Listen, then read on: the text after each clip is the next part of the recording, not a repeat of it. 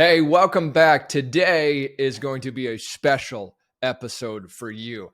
I'm covering a subject that I think is the most important subject to change your life. And it's all on this idea of thinking, specifically thinking for yourself. You're going to enjoy this. What I've done is I've taken a clip from one of our live seminars of the past, and I'm excited for you to jump into this. So make sure that you watch it. And by the way, if you're new, click subscribe, follow, leave us a comment and a review. Would love hearing from you. And also, too, as you watch the seminar, our next seminar is coming up September 16th and 17th, 2023, live and in Edmonton. So in the notes here, you'll see the link, benspangle.com/MYM. Come check out our seminar, see the trailer video. Would love to have you there. You're going to love today's episode. See you soon. So thinking is one of the best things that we have. It's the one thing that we have that's different than every other species as far as we know. We get to think. We get to choose how to think, what to think. We don't always exercise it, but we have the ability to do so. You can choose new thoughts. And thinking, again, what we're talking about is thinking for yourself. Thinking for yourself. Even all the stuff I'm talking about today, I don't want you to take it as is. Think about it. Try it on.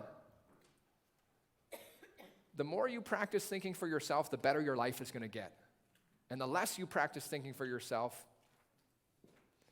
I don't know if it's the worse it's going to get, but you're not going to be living your best life. It's your job to think for yourself. How do you think? Now, thinking there's lots of stuff. As we talked about, I'm not going to talk about imagination yet, but that is a form of thinking. But thinking in the sense that we're talking about right now is two great words are accept and reject. They are two wonderful words. Most people don't think. They think they're thinking, but it's just habitual brain patterns. It's not real thinking.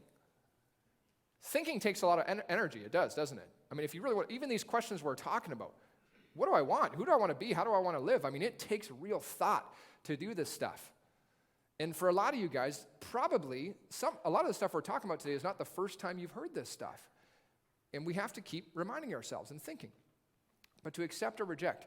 Thinking, when you talk about thinking for yourself, how many ideas and bits of information, I mean, how much stuff is coming at us on any given day? So much, more than ever before. Information is more than ever before, right? You've got people around you, you've got billboards, you've got the radio if you listen to that, you've got the news if you watch that, you've got your Facebook feed, you got your Instagram feed, you got your TikTok feed, you got your email, you got your WhatsApp, you got your text messages, you got your phone calls. I mean, you have all this stuff coming at you. And what are they? I mean, they're external impressions from your environment of some kind, and when they come at you, and then that idea is now present in your mind. You follow me? You notice it, and then it's present. Some of the stuff we're not noticing, the billboards we may not be paying attention to, but it is making an impression on the subconscious mind. Why do marketing companies, why do companies pay however many millions to have a Super Bowl commercial? Well, the more people see the commercial, the more it makes an impression on their mind. And the more it makes an impression on their mind, before they know it, they're not even thinking. And that, went past their conscious mind, their analytical mind, because they're totally odd. They're just watching it. And they went from beta brainwave to what? Alpha. And alpha is the doorway to the subconscious mind. So when they're in alpha, they're watching this commercial, and then that's getting planted in their subconscious mind. And as that continues to happen, then one day they think, man, I need to get that perfume. I don't know why. It's because they weren't on guard. They weren't on guard for their mind. So accepting and rejecting is really about being on guard for your mind. Thinking for yourself is really about being on guard for your mind. So when someone tells you a statement, let's use the economy, right? I mean, all you got to do is turn on your phone and check the market news, and they're telling you recession's coming. You just got to listen to somebody else, the recession's coming. If you're not thinking, then you're going to experience a recession, because you're going to keep hearing it, and it's going to keep going into your mind until, oh my God, recession. That's why. No, but if you're thinking, you say, hey, maybe for those guys, but not for me. My life's going to boom. That's thinking. Yeah, it will, 100%. Because you become what you think about, whether you like it or not. And if you're not thinking, then somebody else is thinking for you. And guess what they have planned for your life? Not a lot. They're not too concerned whether you get your dream life or not. They're not too concerned whether you experience joy and fulfillment. So everything's grabbing at your attention all the time. And I think, I don't know, maybe one day we'll get there, but right now it's pretty much impossible to be conscious all the time, to be aware all the time. Maybe we'll get there. But we can certainly become more aware. And when someone shares an idea with you that you maybe don't like, or you think, oh my God, and you start to notice by the way you're feeling that you don't like the way you feel, that would be a good opportunity to use that as a reminder. I'm not going to think that thought. I'm not going to let that in. Now, my advice for you is this. Someone comes up to you and says, hey, what do you think about the upcoming recession? You probably don't want to say, hey, man, ain't happening to me. It's happening to you, but not me. It's probably not the best. You know, probably not. Or they tell you we're going into recession. Just the thought's enough. No, we're not. I'm not. Not happening for me. You're rejecting the idea. And if you reject the idea, then it can't go into the subconscious. But if we're not careful, repetition, but also when we're in these other states, right? You're watching a movie, stuff like that. You know, I think I had heard anyways that like back on TV programming in the day where they would flash Uncle Sam about joining the army, subliminal messaging, right? Now, whether they, I don't know, I haven't looked into it that much. But why would they do it? Because you were watching the show, you weren't paying attention. When you're not paying attention, you're not on guard, and you're not able to reject an idea. So then you plant it in the mind. And if I do enough repetitions of planting something in the mind, something new must grow. Does that make sense? So we can look at this in many ways. One is become more aware of what are you putting into your mind? What are you allowing into your mind? And it's a good practice to think about what's no longer serving me, what's no longer helping me. That's one practice. Start to control your feed, if you will.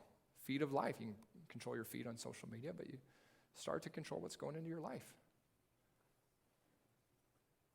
If I change the input, I'm going to change the output. These are good things to think about, right? Really good things.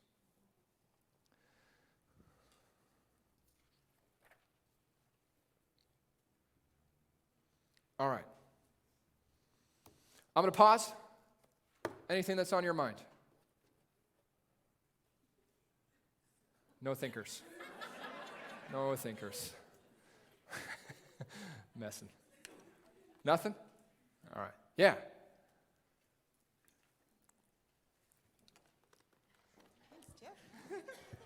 Hi, everybody. I'm Gabrielle. I want to really enhance something that you said that really connected a dot for me, and I am so grateful because I was vibrating back here when you said this. And what it had to do with was the choice to grow and evolve, which means we choose our thoughts, which means we're working from joy. We're not working from our trauma. And in a society where trauma informed everything is a big deal, you blew that out of the water and said, nope, we're going to do it from joy.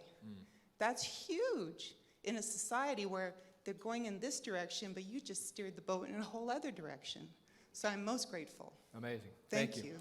Thank you. Anyone else? I wrote it down and put a big box around it when you were talking about it. What has improved in my life in the last 6 months? I thought about that question, and then immediately I had the thought, well, this didn't get better, and this didn't get better, and that didn't get better. And I'm like, okay, well, I'm very practiced in doing that, in seeing the things that I don't like. But then I was working to think, okay, well, what actually has gotten better? What has improved? And I feel like that's an exercise that'll serve me a lot more than my habitual way of doing it. Absolutely. Thank you.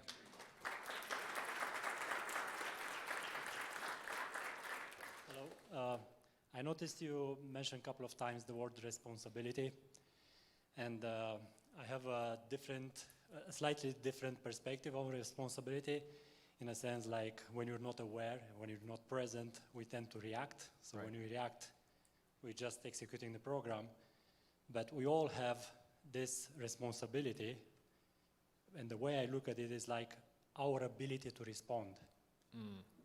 we all have this ability to respond. The trick is to become aware, to be in the moment and not to react and respond. So just to help a little bit to Beautiful. reframe it. That's awesome. Thank you. All right. Before we break for lunch, we're going to break for lunch right away.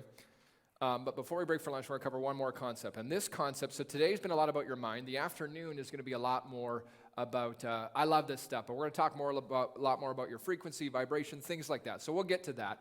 But I want to give you a basic kind of model of this. So we know we think and feel, right? Thoughts are more an unconscious exercise, feelings more the language of the subconscious. And the way you think and the way you feel really determines your life. It just does, right? So if you're thinking a certain way, feeling a certain way, it's going to influence what you're about to do in that next moment. But it also influences what you're attracting, which again, that's what the afternoon is going to be about.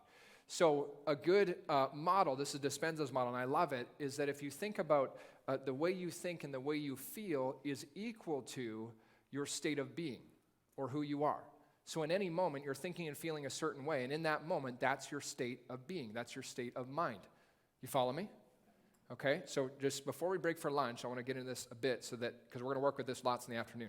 So thinking and feeling produces a certain state, right? If you're thinking about things that you like in your life and you're feeling positive, then the state might be excitement, joy, happiness, pride, whatever it might be. But you're going to be in a certain state. And your state determines what you do in that moment.